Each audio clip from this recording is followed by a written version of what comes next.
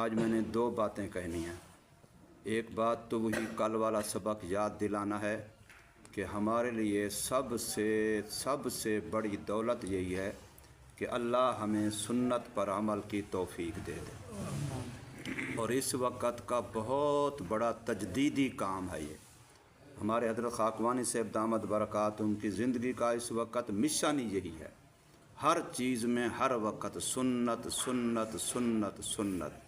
आपने देखा उस दिन यहाँ पिछले साल तशरीफ़ लाए थे तो सिर्फ़ एक बच्चे की सलवार सुन्नत के ख़िलाफ़ थी कि टखनों पर जा रही थी नीचे, तो हज़रत कितनी देर इसी पर बात करते रहे और मुझे बहर अलग कहा।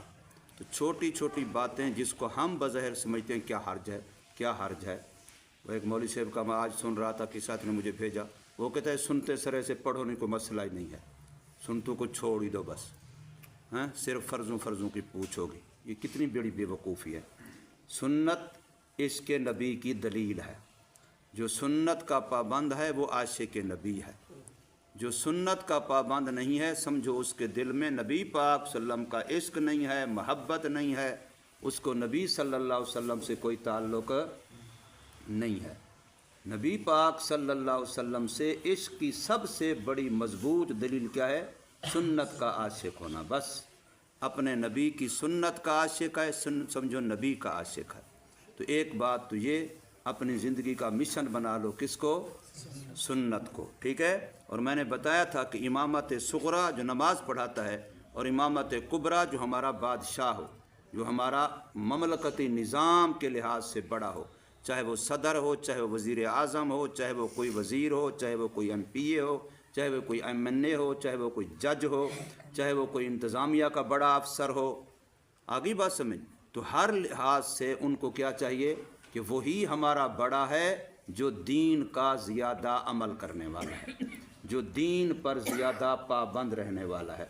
वरना वो मनसब का अहल ही नहीं है, नालायक है। और नालायक लोगों के हवाले अगर मनसब किए जाएं तो हदीस पाक में यह आता है, ये क़यामत की निशानी है। इज़ा वुस्सिदल अम्रु इला गैर अहलिही फंतज़िरिस्साअ।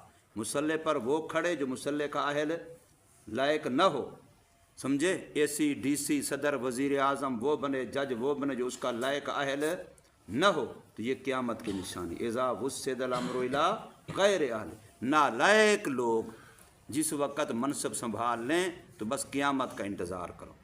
ये क़यामत की आखिरी समझो निशानी है। एक बात तो ये जहन में रखें।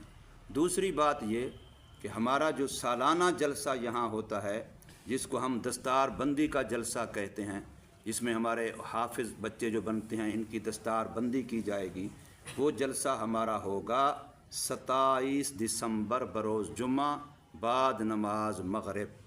कब होगा? 27 तारीख़ होगी। यही महीना जो चल रहा है यही महीना होगा। इस महीने की 27 तारीख़ होगी और मग़रिब की नमाज से इशा की नमाज तक प्रोग्राम होगा। तो उसमें इंशाअल्लाह हमारे मौलाना हज़रत मौलाना ग़ुलाम फ़रीद साहब दामद बरक़ातुहुम और मौलाना रफ़ीक जामी साहब और इसके अलावा नात ख़ान हज़रात भी होंगे। ये प्रोग्राम होगा। तो सारे बच्चे इस प्रोग्राम को जहन में भी रखें, इसके लिए दुआ भी करें और इसके लिए तैयारी भी करें। दुआ भी करें और तैयारी भी करें। ख़ुसूसन जो बच्चे हाफिज़ बने हैं और उनकी दस्तार बंदी है, वो अपने ज़्यादा से ज़्यादा अज़ीज़ों को रिश्तेदारों को बताएं। उस बताने में अपना फूद, अपना तकब्बुर, अपनी बड़ाई ना हो, बल्कि औरों को तरग़ीब देना हो कि जो लोग हमारे इस तकरीब को देखेंगे, बच्चों को दस्तार बंदी हो तो औरों के दिल में शौक़ पैदा होगा, बच्चों के दिल में भी शौक़ पैदा होगा हम हाफिज़ बने, और लोगों के दिलों में शौक़ पैदा होगा हम अपने बच्चों को हाफिज़ कुरान बनाएं। और फिर यहाँ उलमा की बात सुनेंगे, नेक लोगों की बात सुनेंगे, उनकी मजलिस में बैठेंगे, उनके साथ उनकी मुसाबहत सोहबत हो जाएगी, तो इससे उनको फ़ायदा होगा। अभी जो जुम्मा आएगा कल ना परसों, ये 13 तारीख़ है, इसके बाद वाला जुम्मा 20 तारीख़ है, उसके बाद वाला जुम्मा 27 तारीख़ है।